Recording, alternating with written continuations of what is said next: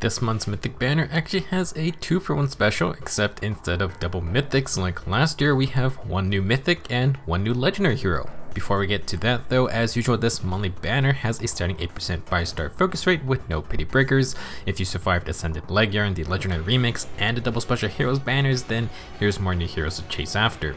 We'll be talking about every hero briefly along with what skills they have, but we also have 2 new heroes to discuss. First up is Eitri, the mastermind of Book 5. Not surprising to see her this month, but it is surprising that she's actually a legendary hero and not a mythic. Really not sure why that is, because like I said last year, they did double mythics for the Book 4 villains to wrap things up. Eitri is definitely more mythical as a reincarnating being than Oder, who is literally just some dude. But whatever, I don't make the rules. As a unit, Eitri will be a Fire Parap legendary hero, and like in the story, she's a green mage flyer. We do have data mined enemy stats for Eitri, and she has high attack, middling speed, but pretty high defense and res, all things considered. Her base HP is looking a little low though, and these may not be final stats, but generally the enemy stats are typically very close to what we get on the playable versions. For old skills, Eitri gets Dragon Fang, Attack and Res Solo 4, and Attack and Res Rain 3. Nothing too crazy here, she'll take less magical damage, and she'll improve her own firepower. For her weapon, Eitri has Grim Broker, which I don't think changed from the last story chapter. This 14-might tome grants another +3 attack, and it enables Kanto 2 for the first 4 turns, just like our other Book 5 Kanto users. If Eitri initiates combat or is alone, she inflicts -6 attack and res on the foe, and she gets a guaranteed follow-up attack. Pretty basic stuff here. Obviously, with all that extra damage and not a super impressive speed stat, having free follow-up attacks is great for Eitri. She also has Kanto as a flying mage, and that's very good, but it only works for the first 4 turns, so you gotta get moving. She can dive in to make an attack and get out afterwards. For her unique beast skill, Eitri gets Divine Recreation. At start of combat, if the foe has more than half health, then inflict -4 all stats on the foe and reduce damage from their first attack by 30%, while also boosting Eitri's next attack by the damage reduced. This includes any source of damage reduction skills and resets after the fight. So Divine Recreation isn't too insane, but continues to make Eitri a much more durable mage than most are. She gets Ice Mirror's counterattack mechanic, which is nice, and more debuffs to add to the already stacking total. With her weapon, Divine Recreation, and Attack and Res Rain, Eitri's going to inflict -14 attack and res and -4 speed and defense. An extra 14 points of bulk on top of 30% damage reduction is definitely noticeable, and if her stats stay close to the enemy stats, then this goes on a mage with 30 defense and res.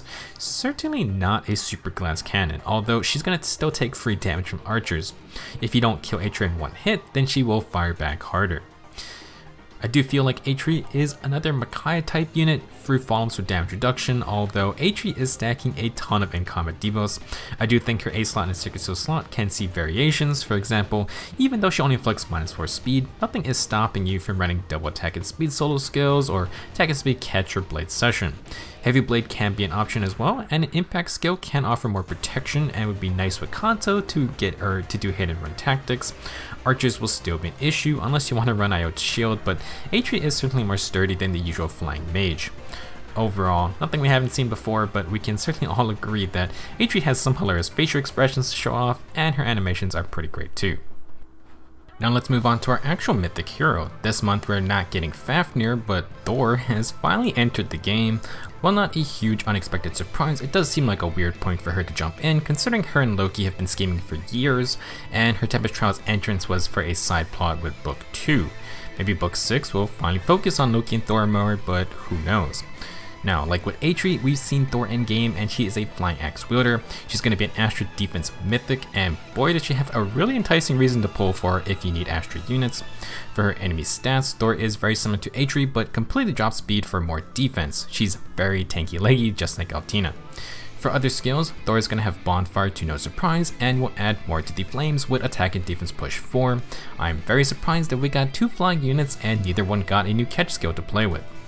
For her weapon, Thorr of course comes with Mjolnir. I don't think it's got changes since we last saw her. It's a 16-minute weapon that accelerates specials and is effective against armored units. Makes sense since Mjolnir is typically a hammer. At the start of combat, if Thorr has more than 25% HP, she gains +6 attack, inflicts -6 attack on the foe, makes a guaranteed follow-up attack, and if she is alone, she neutralizes all field buffs on the enemy. So, very similar weapon as Eitri, but Thorr adds a little more on top. faster specials and armor effectiveness is very nice, and being able to neutralize field balls is another solid bonus. She's gonna need to be alone for that one though. Really just a solid weapon all around, and Thor's gonna make use of its various abilities very well. Now for her unique skill, Thor gets Worldbreaker. Very appropriate name because Worldbreaker is a great skill. It grants special cooldown charge +1 per attack during combat to unit and allies within 2 spaces. That's it, but it's a very powerful C skill. Basically, Worldbreaker gives any unit the steady breath type cooldown reduction, but it works on both phases.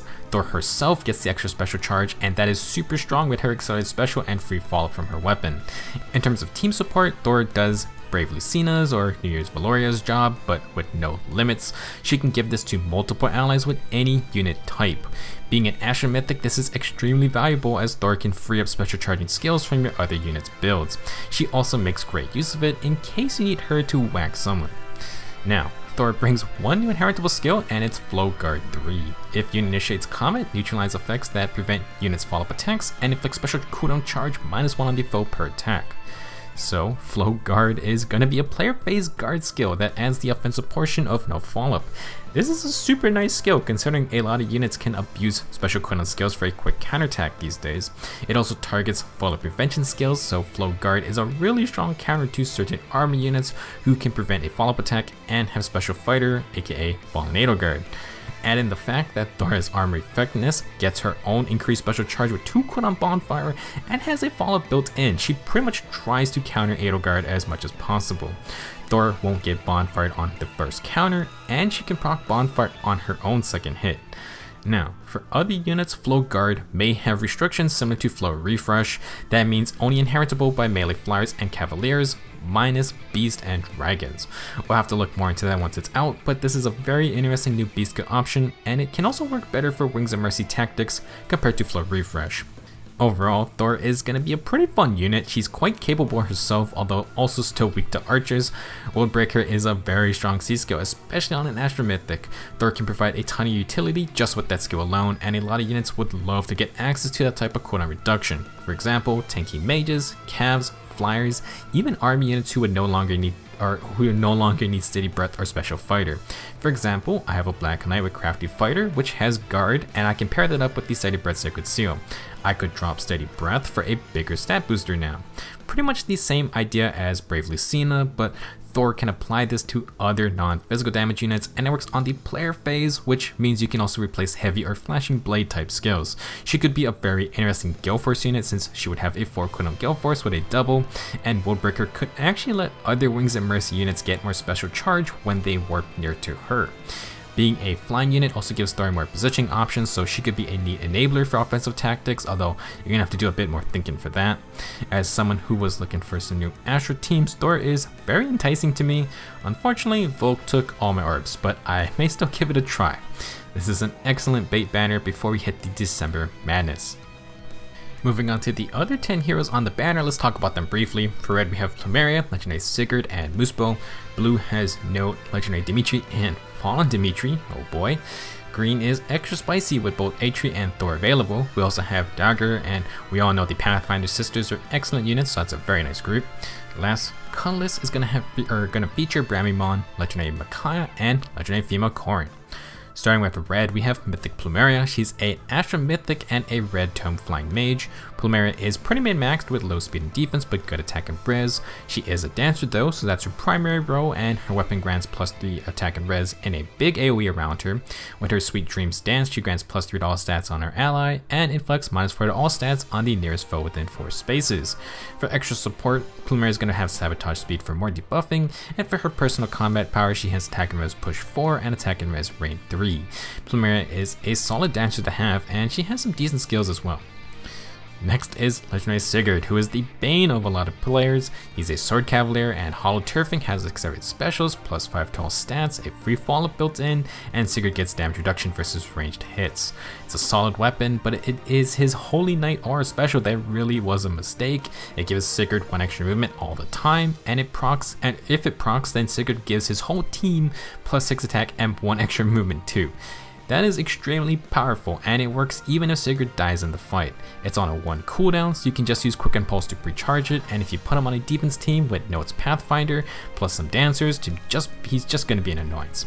If you try to take Sigurd out with ranged hits first, not only does he get 40% damage reduction on the first hit, but he still has Crusader's Ward for 80% damage reduction on all hits afterwards. Add in Attack and Defense Catch 4 and Fatal Smoke, and Sigurd is an extremely strong unit even when he dies. Thanks to Sigurd, we now have access to Attack and Defense Catch 3, so you can get the tier 4 version with Fatal Smoke 3 all in one go. Last up is Muspell, who's a red cavalry dragon, a bit of an oddball with low speed, but his Flame Lick Breath grants more stats, and he basically has Fatal Smoke built in. Countering healing is extremely powerful versus sustained units, and for team support, Muspell has Domain of Flame, which grants +4 attack and defense with bonus damage on the first hit. Muspell may not hit often, but he tries to stack as much damage as he can to make it count. For his other skills, you can get Rally Up Attack for AoE buffing, and he has the tier 4 Eitri A skill for defense and res. Pretty strong at full power, but it depends on defense structures being still up, so you're gonna need to make a map where they aren't easily destroyed. For his B skill, Moose was going to have Dragon Wall for damage reduction of his own. Overall, Red is actually also a pretty good group with a lot of utility units, and at least for Eitri, and it has some pretty good skills as well.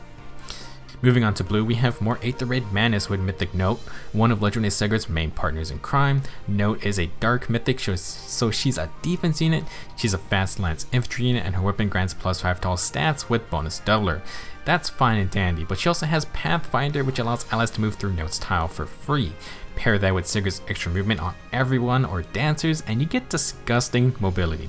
For her Moon Twin Wing B skill, Nott's going to inflict -5 attack and speed on the foe, and she gets dodge or damage reduction to add even more stats. She has attack and speed menace, which makes Nott extremely hard to take out if it does proc. Extremely fast with dodge, and then she also has distant counter to fight anyone. Very strong unit for Eitri, and 2 amazing skills to borrow as well. Next up is our another Lance Infantry unit, the infamous Legendary Dimitri. This Dimitri is a menace thanks to an Arid Bar granting faster specials, +5 tall stats, and dodge. He then has Atrocity, which grants extra true damage on hit equal to 25% of his attack stat, and it inflicts every stat smoke plus pulse smoke and an AoE after combat. Very disgusting skill, and combined with Arid Bar, it can allow Dimitri to take on whole mobs by himself. He's going to have Odd Tempest for extra movement every other turn, and sturdy impact for player phase power. However, literally every single Legendary Dimitri I run into has distant counter, which makes you think he has a skill by default. This guy is extremely strong and is one of the most popular +10s I've seen so far. You cannot go wrong with this version of Dimitri. With that said, we also have Fallen Dimitri on the same banner. Before you summon for him here, the Fallen banner from this year is coming back in December, so Fallen Dimitri will be available there. He's another speedy Lance Infantry unit, but Fallen Dimitri is a bit more player phase oriented. Vengeful Lance is a solo weapon that grants +6 attack and speed, and if Dimitri cannot double the enemy, he's gonna instead deal an extra 50% damage on his first hit. He has Murderous Lion, which enables Kanto remaining +1, and it inflicts -3 speed and defense while also preventing enemy counterattacks. So basically, this Dimitri will initiate, not get hit back, and he can retreat afterwards. He also has Odd Tempest, which is great with Kanto, and Attack and Speed Solo 4 just adds more firepower to abuse. In the case Dimitri cannot hit twice, he's gonna hit really hard for that one attack, so you may score one shot. However, that's not exactly the most reliable strategy. Well, not really a bad unit. Fallen Dimitri gets compared to Legendary Dimitri a lot, and Arid Bar plus Atrocity plus Distant Counter just makes the Legendary ult a lot more flexible. Fallen Dimitri is very player phase oriented, but you can have some fun with Murderous Lion and some other weapons. For example, you can mess around with the Ninja Brave Lances and Flashing Blade 4 builds for true damage stacking. I suppose if you want a fast Lance Infantry user, then this is the group to chase after. Now for the green group, again we have both Legendary Eitri and Mythic Thorr here. We don't have to talk about them much more, but for skills, Eitri's going to have Attack and Res Solo 4 and Attack and Res Rain. Good skills, but not the most widespread usage, I would say. For Thorr, she has Attack and Defense Push 4 and Float Guard 3. Obviously, if you want Float Guard, you're going to have to get Thorr. It's an interesting skill for initiators, especially if you don't want to get bodied by a quick special. Partial follow-up is also very good for Cavaliers and Flyers. For attack and defense push 4, it's kind of weird on Thorr since she has an HP condition on her weapon. It's fine for 1 or 2 fights, but the recoil damage is not ideal unless you want Thorr to be like a Wings of Mercy beacon.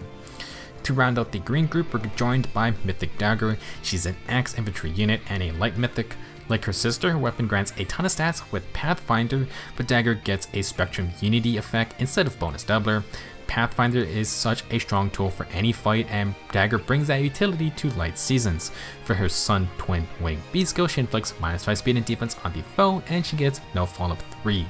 Nott's gonna have dodge with DC for defending, while Dagr gets no follow-up and attack speed push for attacking. Again, both of her unique skills have HP conditions, so recoil isn't ideal unless you're fine with single engagements or Wings of Mercy chains. For extra mobility, Dagr is going to have even Tempest 3. If you want either of the new units, Dagr is a nice complement to them, although I would say the green group skills are not exactly insane overall. Regardless, if you go green, you got a shot at the 2 new heroes. Last, we're going to finish with the Colorless group. First is Mythic Bramimond, a Dark Mythic and a Colorless Infantry Mage. Bramimond can be quite powerful with his high damage, although his Void Tome's a bit funky. Basically, if the foe has high attack, he gains +5 attack, defense, and res, and if they have high speed, he gets a follow-up attack. Both also proc if the foe has a penalty on them. What can make Bramimond a fearsome attacker is Impenetrable Dark, which basically disables any ally support skills from the foe. For example, he would disable Thor's Worldbreaker from giving special cooldown to her allies. I suppose that is one weakness for Thor, but they are in opposite seasons. To make Bramimond a bit tankier, he's going to come with attack and defense push 4 and low attack and res. It's great for extra debuffs and buff neutralization. Being Colorless makes Bramimond a decent attacker into any colored threat. Next up is Legendary Micaiah. She's a flying colorless mage and has her signature dual effectiveness against cavaliers and armored foes. New Dawn also grants attack and res with a follow-up attack and has a Desperation 2 effect. To get to under half HP, Micaiah can use Maiden Solace to give HP to her allies, or she can use Prescience, which inflicts attack and res debuffs and gives her 30% damage reduction on first attacks. She even has Fury 4 for recoil damage, and she has Joint Distant Guard for self and ally buffing against ranged threats. She's still the only Joint Distant Guard user in the game, so if you want that skill, you're gonna have to get Micaiah. Legendary Micaiah is another fun mage if you just want to one-shot some cavaliers or armored foes. Last unit for today is Legendary Female Corrin. She's a colorless dragon with a bunch of stats all around. Her Primordial Breath grants faster specials, +5 tall stats, and extra special charge on her own attacks. This goes well with Negating Fang, which is a damage reduction special that works against both melee and ranged foes. Corrin will take 30% less damage, and her next attack is empowered by 30% of her own attack stat. We just got another damage reduction nullification skill in Lethality, but like Fjorm's Ice Mirror, Corrin's Negating Fang is not affected by those types of skills. She's going to have Shield Pulse to pre-charge Negating Fang and apply a flat -5 damage on top. Then Corrin can recharge her special thanks to Primordial Breath. With Distant Counter and Joint Drive Attack, Corrin can be quite annoying to face if you can't break through her giant wall of stats. That'll be all for this month's Mythic and Legendary banner. Not sure if next month is supposed to be Legendary as expected, or maybe they want to switch to a Mythic instead. We do have the new Book 6 free character on the way, and for the past how many years they have been Mythics. They'll probably join that banner on top of the Book 6 banner unless something drastic changes. Again, for next month, we do know the Fallen banner from this year is returning, so Fallen Edelgard is going to be available once again. Along with Book 6's banner, we then head into winter and then New Year's back to back, so really not a great time if you have no orbs. Let me know your thoughts on our 2 new heroes, and good luck if you're going to be summoning. I'll see you in the next video.